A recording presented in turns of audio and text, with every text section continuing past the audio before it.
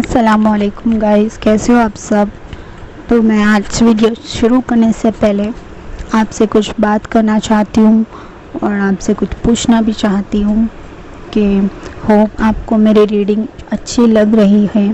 اگر نہیں بھی لگ رہی تو آپ لوگ پلیز مجھے کامنٹ سیکشن میں بتائیے کہ ہاں، میں مانتی ہوں کہ فرسٹ 2 ویڈیوز میں ویڈیو ساؤنڈ کچھ اچھا نہیں ہے، میں امپروو کر رہی ہوں کیونکہ وہ ایسے ہی میں نے فون سے ہی ریکارڈنگ کر لی تھی، اس کے لیے ویسے تھوڑی وائس آ رہی ہے۔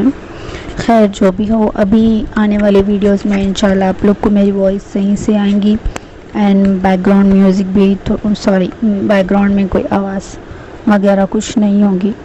ہاں، اگر میں ڈے ٹائم میں ریکارڈنگ کروں گی تو اوبویسلی آئے گی، سب لوگ ہوشیار رہیں گے، سو نہیں رہے ہوں گے نا، تب اس کے لیے اگر میں نائٹ ٹائم میں ویڈیو ریکارڈ کروں گی تو آواز نہیں آئے گی، آپ لوگ کو ڈسٹربنس نہیں ہوگا اینڈ ہوپ آپ لوگوں کو اچھا لگ رہا ہوگا یا نہیں مجھے نہیں پتا، لیکن پلیز گائز آپ لوگوں کی سپورٹ کی ضرورت ہے مجھے، آپ لوگ پلیز مجھے سپورٹ کریے۔ ہاں، ابھی سٹارٹ کیا ہے میں نے، آپ لوگ سپورٹ کریے پلیز، انشاءاللہ آگے ساتھ میں جرنی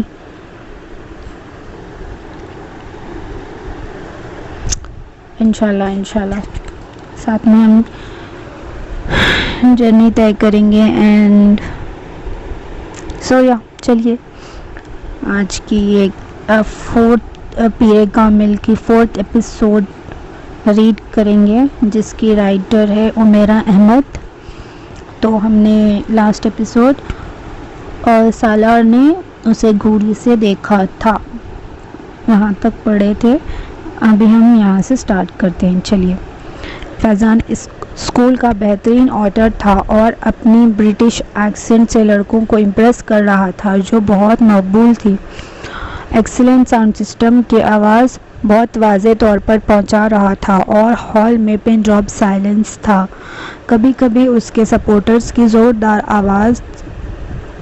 زوردار تالیوں سے ٹوٹ رہا تھا۔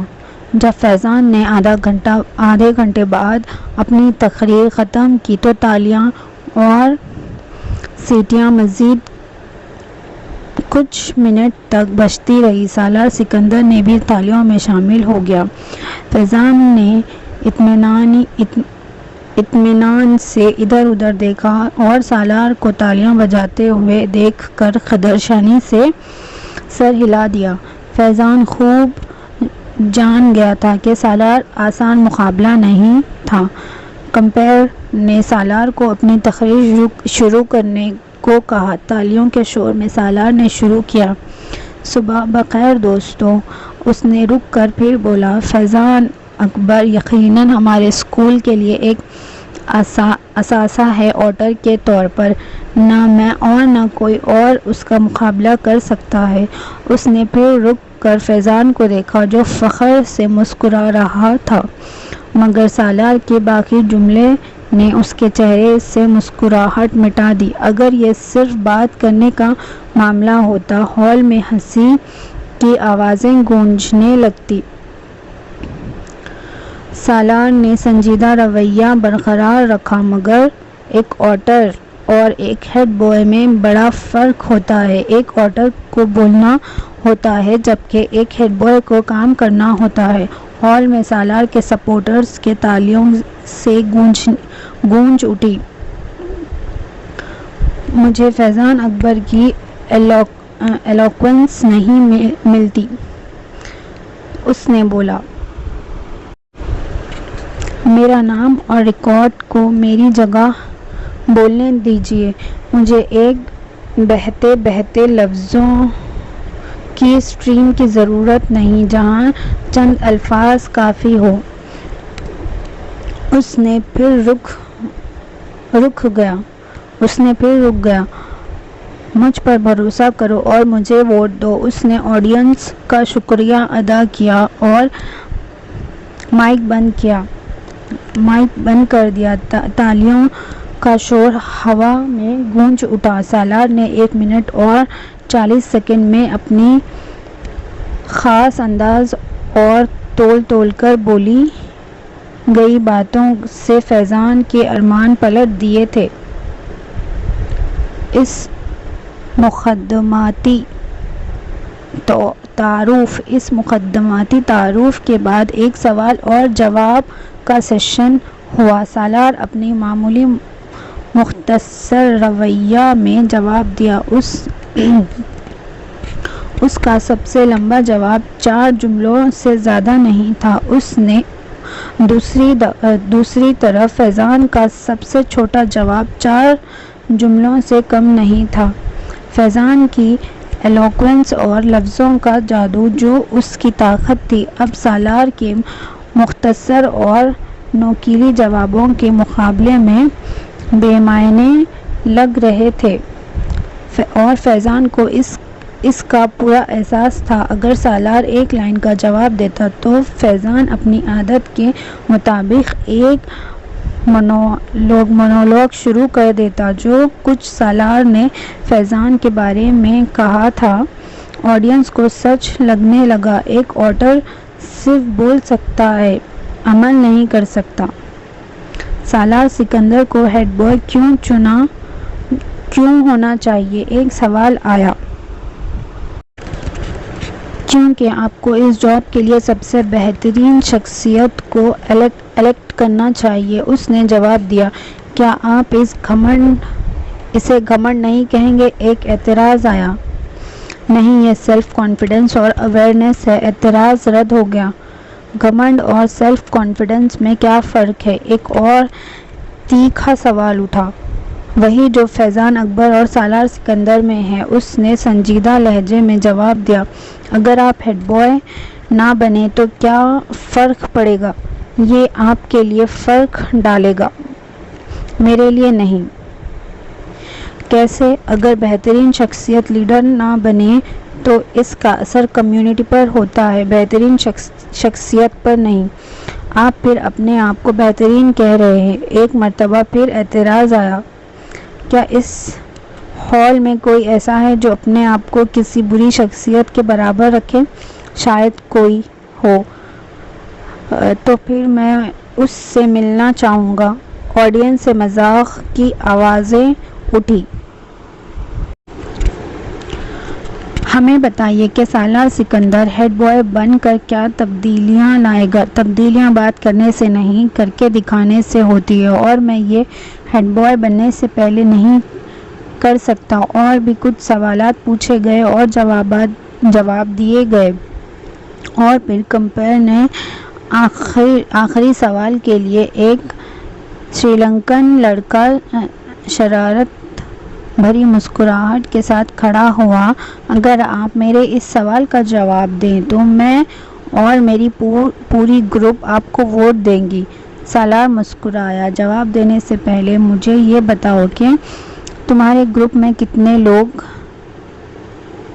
لوگ ہیں؟ 6 لڑکے نے جواب دیا۔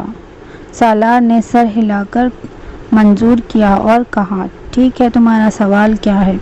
تمہیں یہ کیلکولیٹ کر کے بتانا ہے کہ اگر 95285 میں 267895 جوڑا جائے اور پھر 399999 مائنس کیا جائے اور 292929 پھر سے جوڑا جائے۔ اس نے پیپر سے دھیرے دھیرے پڑھ کر بولا، پھر اس فگر کو 6 سے ملٹیپلائی اور 2 سے ڈیوائڈ کیا جائے اور فائنل فگر میں 492359 جوڑا جائے تو اس کا 1/4 کیا ہوگا؟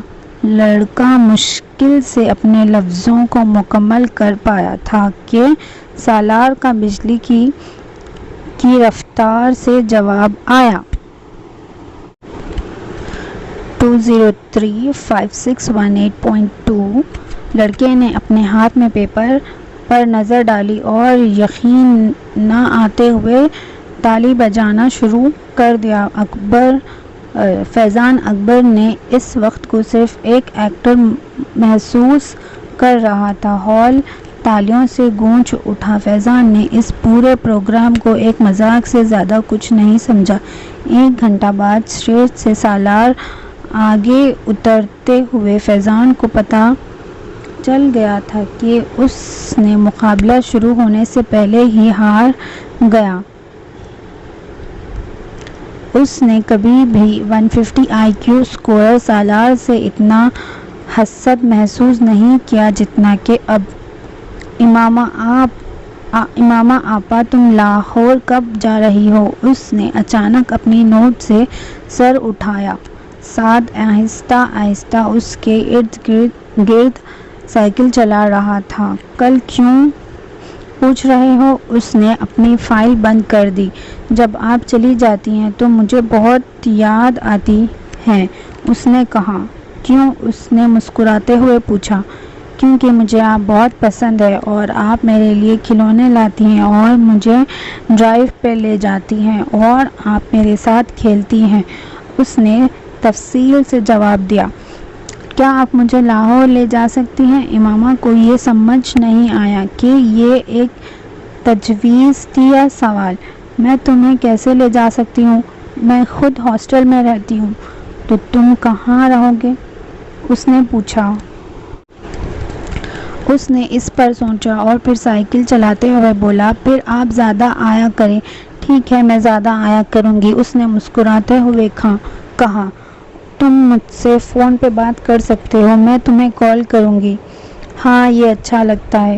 سعد کو یہ آئیڈیا پسند آیا۔ اس نے اپنی سائیکل کو لان میں دوڑانا شروع کر دیا۔ امامہ نے اسے بے خیالی سے دیکھا۔ سعد اس کا بھائی نہیں تھا، وہ 5 سال پہلے ان کے گھر آیا تھا۔ اس نے کبھی نہیں پوچھا کہ وہ کہاں سے آیا تھا اور اس بات کی اسے کوئی پرواہ بھی نہیں تھی، مگر اسے پتا تھا کہ کیوں اسے لایا گیا تھا۔ اب وہ 10 سال کا تھا اور فیملی کے ساتھ ایڈجسٹ ہو گیا تھا۔ وہ امامہ کے سب سے قریب تھا۔ اسے اکثر اس کے لیے افسوس ہوتا، نہ اس لیے کہ وہ یتیم تھا مگر اس کا مستقبل دیکھ کر اسے اداسی ہوتی تھی۔ اس کے چاچے نے بھی یتیم بچے گود لیے تھے اور ان کا مستقبل بھی امامہ کے لیے فکر کا سبب تھا۔ کتاب ہاتھ میں لیے وہ سعد کو گارڈن میں سائیکل چلاتے دیکھتی رہی۔ اسے دیکھ کر وہ اکثر ایسے خیالات سے پریشان ہو جاتی، مگر اس کے پاس کوئی جواب نہیں تھا، کچھ بھی نہیں جو وہ اس کے لیے کر سکتی تھی۔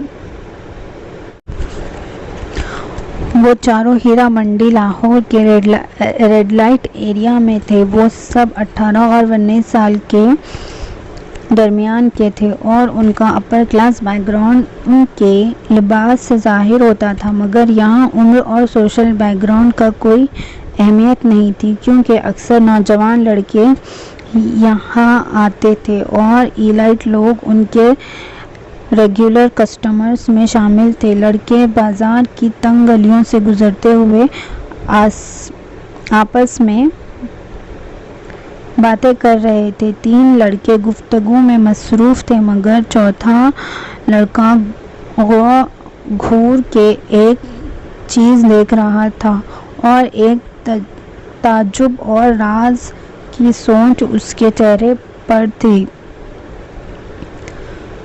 لگتا تھا کہ یہ اس کا پہلا تجربہ تھا اور اس کے دوستوں سے بعد میں ہونے والی گفتگو نے اس بات کی تصدیق کر دی۔ گلی کے دونوں جانب کھلی دروازوں میں ہر عمر، شکل، سائز اور رنگ کی عورتیں کھڑی تھیں، گوری اور سانولی، خوبصورت اور عام، سب زیادہ میک اپ میں اور اترے ہوئے کپڑوں میں تھی۔ ہر عمر کے مرد بھی گلی سے گزرتے دیکھے جا سکتے تھے۔ لڑکا سب کچھ غور سے دیکھ رہا تھا۔ غور ہے یا گھور ہے مجھے پتا نہیں، غور سے دیکھ رہا تھا۔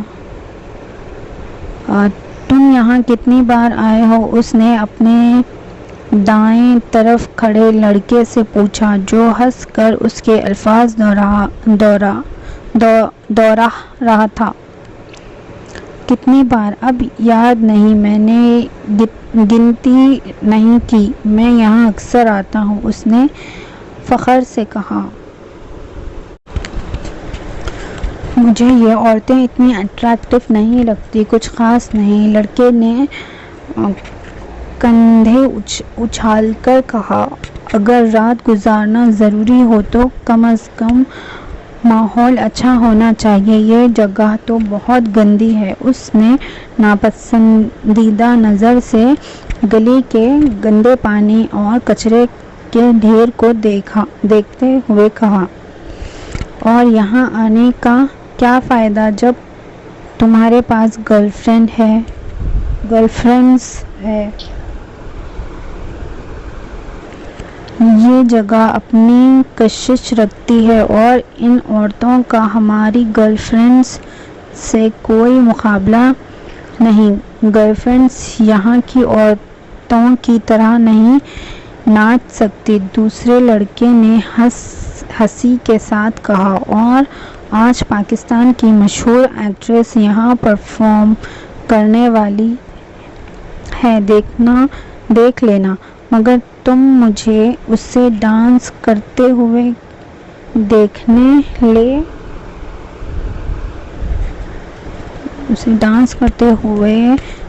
لے گئے تھے۔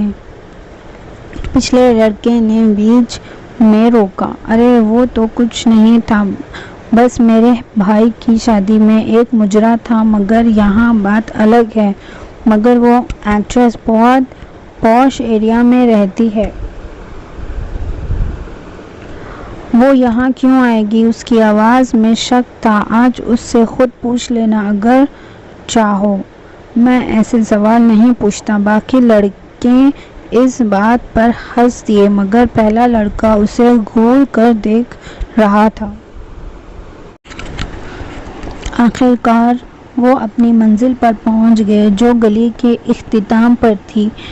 دکان کے قریب سے انہوں نے موتیا کے ہار خریدے، جو انہوں نے اپنی کلائیوں پر لپیٹا، اور وہ ہار پہلے لڑکے کے ہاتھ میں بھی پہنایا، جو وہاں آنے پر اعتراض کر رہا تھا۔ پھر انہوں نے تمباکو والا پان خریدا اور اسے بھی ایک پان دیا۔ شاید اس نے پہلے کبھی پان نہیں کھایا تھا۔ وہ سیڑھیوں سے اوپر گئے۔ اس نے اثر ڈال کر دیکھا اور اس کے چہرے پر تسلی کی مسکراہٹ تھی جب اس نے دیکھا کہ جگہ نہ صرف صاف تھی بلکہ اچھی طرح سے سجائی گئی تھی۔ زمین پر سفید چادریں بچھی ہوئی تھیں اور تکیے بھی رکھے تھے۔